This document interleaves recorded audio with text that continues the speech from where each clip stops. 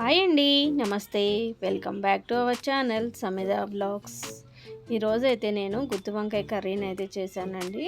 అది నేను మీతో కూడా షేర్ చేసేసుకుంటాను. పిల్లలైతే గుత్తి వంకాయ కర్రీ కావాలి అనేసి అడిగారు. అందుకోసమని ఈరోజైతే దాన్ని అయితే ప్రిపేర్ చేసేసానండి మధ్యాహ్నం లంచ్లోకి. అది ఏ విధంగా చేశానో ఒకసారి మీరు కూడా చూసేయండి. దీనికోసం అయితే ఇక్కడ నేను స్టవ్ ఆన్ చేసేసుకున్నానండి. స్టవ్ ఆన్ చేసేసుకొని ప్యాన్ అయితే పెట్టేసుకున్నాను. ప్యాన్ అయితే మనకి కొద్దిగా హీట్ అవ్వాలి. ఇక్కడ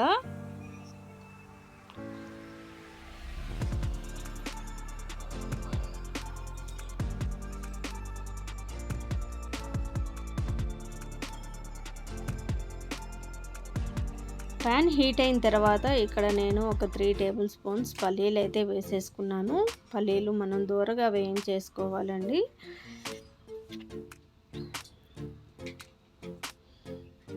ఆ పచ్చివాసన పోయేంత వరకు మనం పల్లీలని ఫ్రై చేసేసుకుంటే సరిపోతుంది. ఇప్పుడు దానిలోకి నేను ఒక టేబుల్ స్పూన్ వచ్చేసి పచ్చిశనగపప్పు వేసుకున్నాను. అలానే ఒక టేబుల్ స్పూన్ వచ్చేసి మినపప్పు కూడా వేసేసుకున్నాను. ఇవి కూడా ఫ్రై అవ్వాలి. మంచిగా మనకి స్మెల్ వచ్చేంత వరకు ఫ్రై చేసేసుకుంటే బాగుంటుంది. ఇలా మినపప్పు అన్నది మనం ఫ్రై చేస్తూ ఉంటే స్మెల్ బాగుంటుంది కదండి. అలా స్మెల్ వచ్చేంత వరకు మనం ఫ్రై చేసుకున్న తర్వాత అయితే ఇక్కడ నేను ఒక హాఫ్ చెక్క ఎండు కొబ్బరిని అయితే తీసేసుకున్నాను. కొద్దిగా చిన్న చిన్న ముక్కలుగా కట్ చేసి వేసేసుకున్నాను.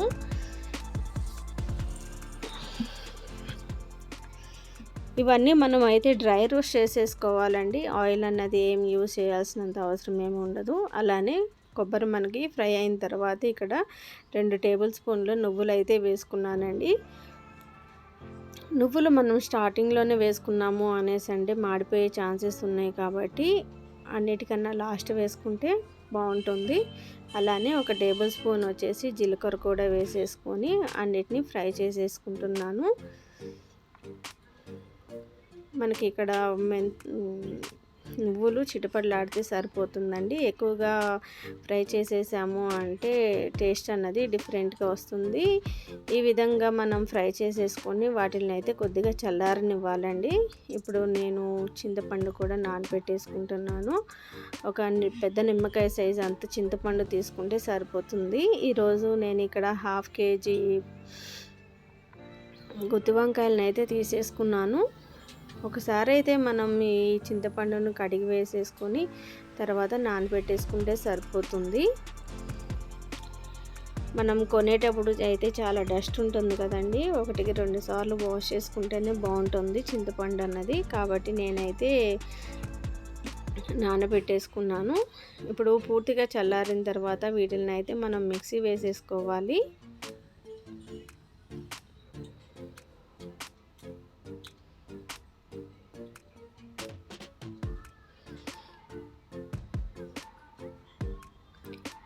మెత్తగా ఫైన్ పేస్ట్ లాగా చేసేసుకోవాలండి. మనం ఇక్కడ నేనైతే ముందుగా వాటర్ అన్నది ఏమీ యాడ్ చేసేసుకోకుండానే ఇట్లాగా మిక్సీ అయితే వేసేసుకున్నాను. మనకి ఇక్కడ నువ్వులు కొబ్బరి ఉంది కాబట్టి కొద్దిగా మెత్తగానే అవుతుంది. వాటర్ అన్నవి వేయకపోయినా కానీ ముద్దగా ఫామ్ అవుతుంది. దాంట్లోకి ఇక్కడ నేను ధనియాల పొడిని అయితే యాడ్ చేసేసుకుంటున్నాను. ఒక 1.5 టేబుల్ స్పూన్ అయితే ధనియాల పొడిని యాడ్ చేశాను.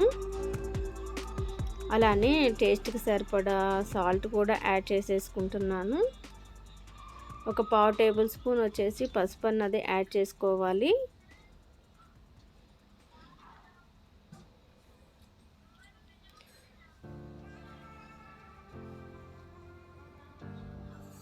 అలానే 1.5 టేబుల్ స్పూన్ వచ్చేసి కారం అన్నది యాడ్ చేసుకున్నానండి. ఒక టేబుల్ స్పూన్ అల్లం వెల్లుల్లి పేస్ట్ కూడా వేసేసుకొని ఇక్కడ ఒక పెద్ద సైజు ఆనియన్ తీసుకున్నాను. అలానే ఒక 5-6 గ్రీన్ చిల్లీ కూడా తీసేసుకున్నాను. వీటిలన్నిటిని మిక్సీ వేసేసుకోవాలి మనం.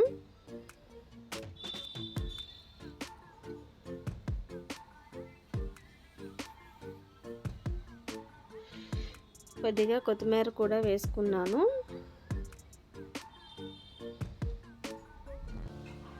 ఈ విధంగా వేసేసుకొని మిక్సీ వేసుకుంటే సరిపోతుందండి. చూడండి, ఈలోపు చింతపండు కూడా నానిపోయింది నాకు. ఆ చింతపండు రసం ఉంది కదా, ఆ వాటర్ని ఇక్కడ కొద్దిగా యాడ్ చేసేసాను.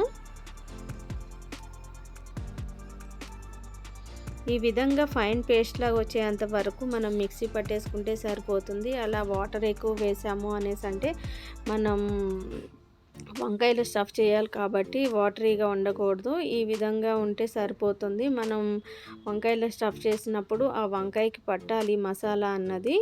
వీటిని అయితే ఇప్పుడు నేను ఒక బౌల్లోకి తీసేసుకుంటున్నాను.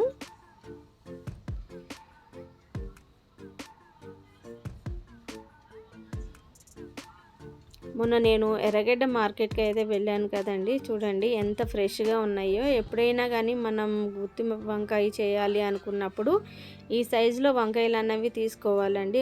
అది పెద్దవి మరీ చిన్నవి కాకుండా ఇలా మీడియం సైజులో ఉన్నవి తీసుకోవాలి. అప్పుడు మనం కుక్ చేసుకోవడానికి చాలా ఈజీగా ఉంటుంది, త్వరగా కూడా కుక్ అయిపోతుంది.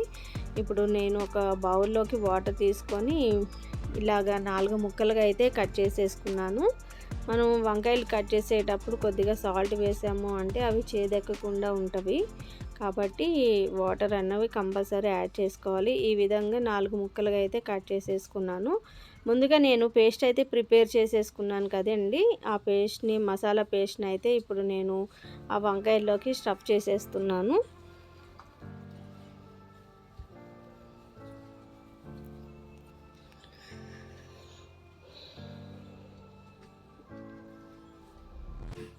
ఈ విధంగా అయితే పెట్టేసుకోవాలి.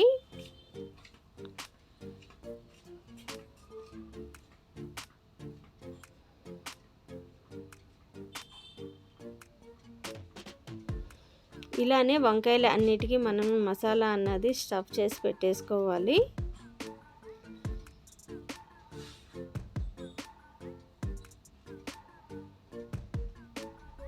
మనం ఏ ఫంక్షన్స్కి వెళ్ళినా కానీ గుత్తి వంకాయ మసాలా అన్నది కంపల్సరీ ఉంటుంది కదండి. చాలా బాగుంటుంది గుత్తి వంకాయ మసాలా అన్నది.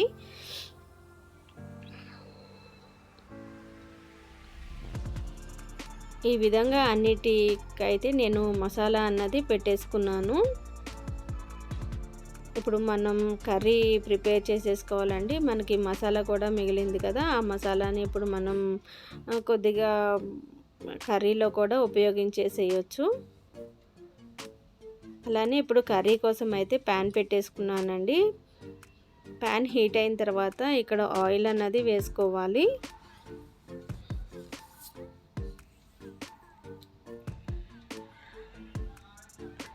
ఆయిల్ వచ్చేసి మనకు అంత ఎక్కువేమి పట్టదండి, కొద్దిగానే ఆయిల్ అన్నది పడుతుంది. ఒక 50 గ్రామ్స్ ఆయిల్ అయితే సరిపోతుంది.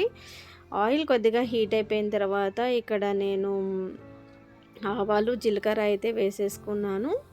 అవి కొద్దిగా ఫ్రై అయిపోయిన తర్వాత ఇక్కడ రెడ్ చిల్లీని అయితే వేసుకున్నానండి. రెడ్ చిల్లీ మనకి కలర్ చేంజ్ అయిపోయిన తర్వాత కొద్దిగా కరివేపాకు కూడా వేసేసుకున్నాను.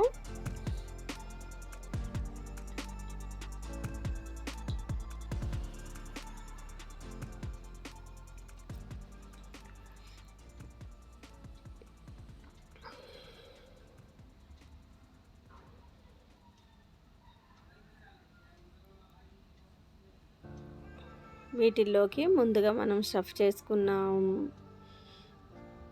వంకాయలను అయితే ఒక్కొక్కటి కూడా వేసేసుకోవాలి.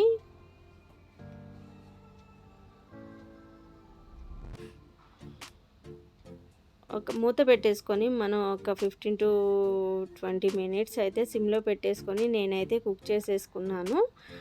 ఒకసారి చూడండి, ఇలా ఒక వైపుకి అయితే మనకి కుక్ అయిపోయింది, ఇంకో వైపుకి అయితే మనం టర్న్ చేసేసుకోవాలి. కాబట్టి నేను ఇక్కడైతే టర్న్ చేసేసుకుంటున్నాను వంకాయల్ని. మనం హైలో పెట్టి చేసుకున్నాము అనేసి అంటే మాడిపోయే ఛాన్సెస్ ఉందండి మసాలా కాబట్టి, అందుకోసమని నేను ఇక్కడైతే సిమ్లో పెట్టేసి నేను వంకాయలు అన్నవి కుక్ చేసేసుకున్నాను. అప్పుడు మనకి మసాలా అన్నది మాడకుండా ఉంటుంది.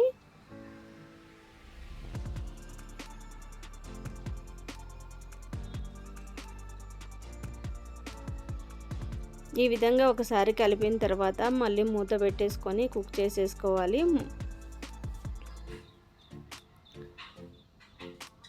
చూడండి వంకాయ అన్నది చాలా వరకు మగ్గిపోయింది. ఇక్కడ ఇందాక మనకి పేస్ట్ అన్నది మిగిలింది కదా, ఆ పేస్ట్ కూడా వేసేసుకోవాలి. ఆ పేస్ట్ కూడా వేసుకున్న తర్వాత ముందుగా మనం చింతపండు అయితే నానబెట్టేసుకున్నాం కదండి, ఆ గుజ్జును అయితే దీంట్లోకి వేసేసుకుంటున్నాను.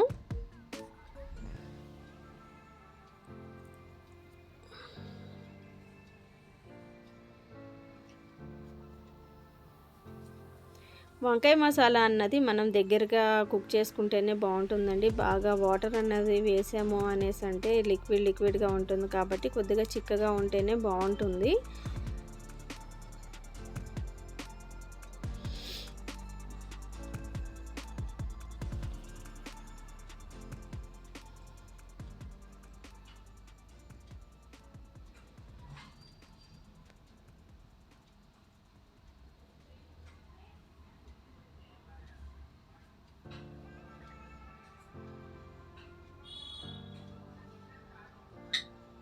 ఒక 15 మినిట్స్ వరకు మనం కుక్ చేసేసుకోవాలి. ఇక్కడ నేను కొద్దిగా కొత్తిమీర కూడా వేసేసుకుంటున్నాను.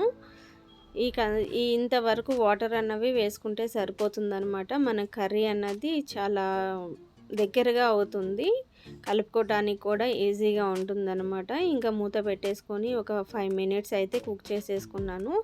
5 మినిట్స్ తర్వాత చూడండి మనకి ఆయిల్ అన్నది సపరేట్ అయిపోయింది కాబట్టి ఇక్కడ కర్రీ అన్నది రెడీ అయిపోయింది.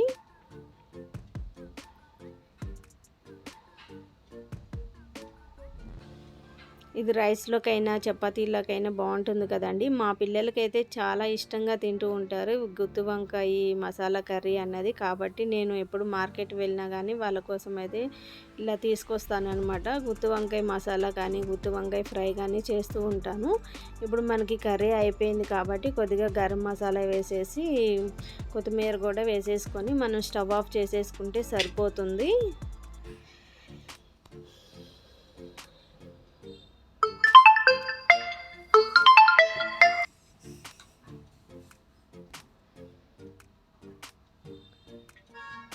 ఎంతో టేస్టీగా ఉండే గుత్తి వంకాయ మసాలా కర్రీ అయితే రెడీ అయిపోయిందండి. ఈ విధంగా మీరు కూడా ఒకసారి ట్రై చేసి చూడండి. మీ ఇంట్లో వాళ్ళు కూడా చాలా ఇష్టపడతారు ఇలా కర్రీని అయితే.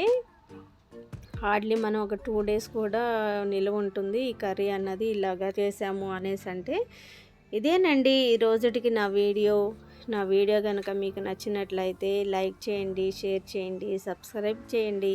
మరొక వీడియోతోటి మిమ్మల్ని కలుస్తాను. అప్పటి వరకు ఉంటాను మరి. బాయ్.